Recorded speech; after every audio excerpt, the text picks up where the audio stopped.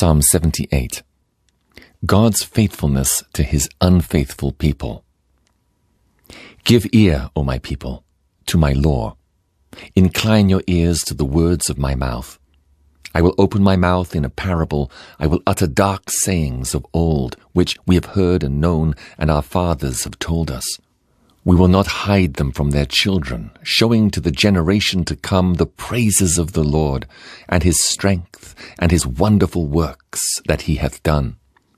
For he established a testimony in Jacob, and appointed a law in Israel, which he commanded our fathers, that they should make them known to their children, that the generation to come might know them, even the children which should be born, who should arise and declare them to their children, that they might set their hope in God, and not forget the works of God, but keep his commandments, and might not be as their fathers, a stubborn and rebellious generation, a generation that set not their heart aright, and whose spirit was not steadfast with God. The children of Ephraim, being armed and carrying bows, turned back in the day of battle. They kept not the covenant of God, and refused to walk in his law, and forgat his works and his wonders that he had showed them. Marvelous things did he in the sight of their fathers in the land of Egypt, in the field of Zoan. He divided the sea, and caused them to pass through, and he made the waters to stand as a heap. In the daytime also he led them with a cloud, and all the night with a light of fire. He clave the rocks in the wilderness, and gave them drink as out of the great depths.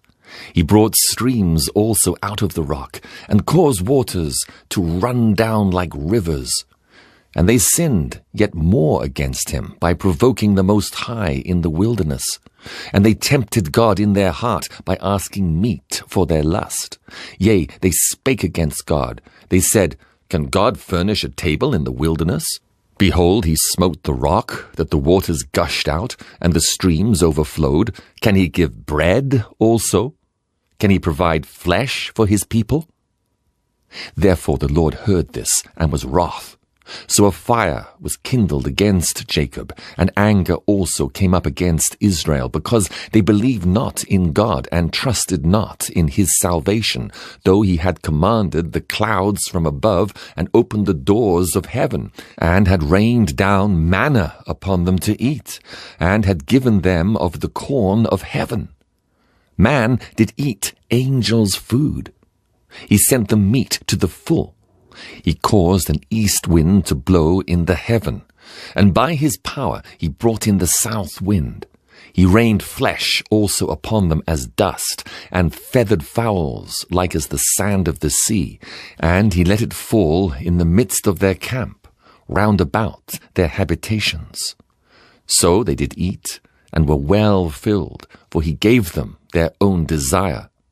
They were not estranged from their lust, but while their meat was yet in their mouths, the wrath of God came upon them, and slew the fattest of them, and smote down the chosen men of Israel.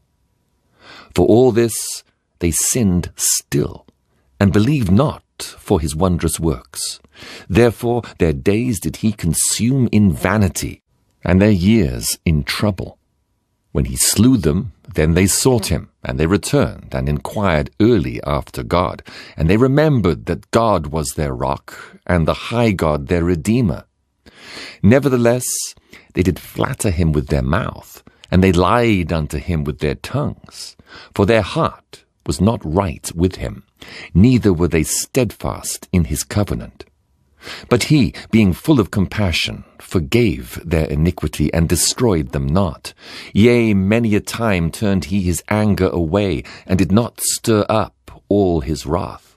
For he remembered that they were but flesh, a wind that passeth away, and cometh not again. How oft did they provoke him in the wilderness, and grieve him in the desert? Yea, they turned back and tempted God, and limited the Holy One of Israel.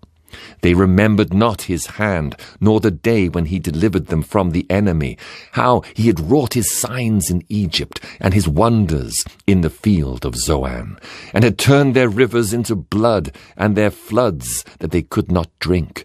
He sent divers sorts of flies among them, which devoured them, and frogs, which destroyed them.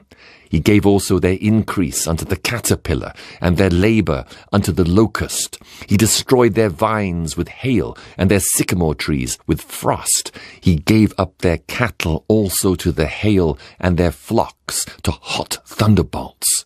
He cast upon them the fierceness of his anger, wrath, and indignation, and trouble, by sending evil angels among them. He made a way to his anger. He spared not their soul from death, but gave their life over to the pestilence, and smote all the firstborn in Egypt, the chief of their strength in the tabernacles of Ham, but made his own people to go forth like sheep, and guided them in the wilderness like a flock. And he led them on safely, so that they feared not. But the sea overwhelmed their enemies. And he brought them to the border of his sanctuary, even to this mountain which his right hand had purchased. He cast out the heathen also before them, and divided them an inheritance by line, and made the tribes of Israel to dwell in their tents. Yet they tempted and provoked the Most High God, and kept not his testimonies, but turned back and dealt unfaithfully, like their fathers. They were turned aside like a deceitful bow, for they provoked him to anger with their high places, and moved him to jealousy with their graven images. When God heard this, he was wroth, and greatly abhorred Israel, so that he forsook the tabernacle of Shiloh, the tent which he placed among men, and delivered his strength into captivity, and his glory into the enemy's hand. He gave his people over also unto the sword, and was wroth with his inheritance. The fire consumed their young men, and their maidens were not given to marriage. Their priests fell by the sword, and their widows made no lamentation. Then the Lord awaked as one out of sleep, and like a mighty man that shouteth by reason of wine. And he smote his enemies in the hinder parts. He put them to a perpetual reproach. Moreover, he refused the tabernacle of Joseph, and chose not the tribe of Ephraim, but chose the tribe of Judah, the Mount Zion which he loved. And he built his sanctuary like high palaces, like the earth which he hath established for ever. He chose David also his servant, and took him from the sheepfolds, from following the ewes great with young. He brought him to feed Jacob his people, and Israel his inheritance. So he fed him according to the integrity of his heart, and guided them by the skillfulness of his hands.